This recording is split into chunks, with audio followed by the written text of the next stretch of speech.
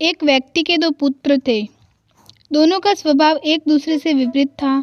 एक बहुत कंजूस था तो दूसरा फिजूल खर्च। पिता उनके इस स्वभाव से परेशान था। उसने कई बार उनको समझाया, लेकिन उन्होंने अपना स्वभाव नहीं बदला। एक दिन पिता को पता चला कि उनके गांव में महात्मा बुद्ध पधारे हैं।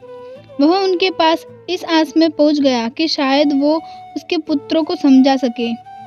महात्मा बुद्ध को उसने पूरी बात बताई, जिसे सुनकर बुद्ध ने कहा, अपने पुत्रों को कल मेरे पास लेकर आना, मैं उनसे बात करूंगा। अगले दिन वह अपने पुत्रों को लेकर महात्मा बुद्ध के पास पहुंचा। बुद्ध ने दोनों पुत्रों को अपने पास बिठाया और अपने हाथों की मुट्ठियां बंद कर दी। उन्हें दिखाते हुए पूछा, यदि मेरे हाथ ऐसे हो जाए तो कैसा लगेगा? लगेगा मानो आपको कोढ़ है, दोनों पुत्रों ने एक साथ उत्तर दिया। उसके बाद महात्मा बुद्ध ने अपनी मुट्ठी खोल ली, फिर अपनी दोनों हथेली फैलाकर उन्हें दिखाते हुए प्रश्न किया, यदि मेरे हाथ ऐसे हो जाए तो बताओ कैसा लगेगा? अब भी लगेगा कि आपको कोढ़ है, दोनों पुत्रों ने उत्तर दिया। उत्तर सुनकर महात्मा बुद्ध गंभीर हो गए और उन्हें समझाने लगे, पुत्रों, अपनी मुट्ठी सदा बंद रखना या सदा खुली रखना एक तरह का कोढ़ ही है।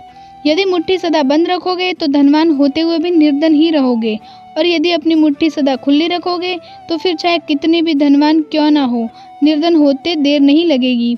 इसलिए कभी अपनी मुट्ठी बंद रखो, कभी खुली। इस तरह से जीवन का संतुलन बना रहेगा।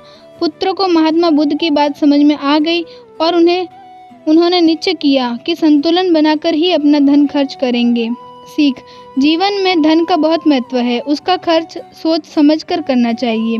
अधिक कंजूसी भी ठीक नहीं और अधिक फिजूल खर्ची भी ठीक नहीं।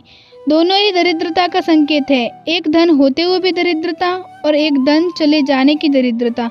अतः ऐसे खर्च करें कि धन का संतुलन बना रहे।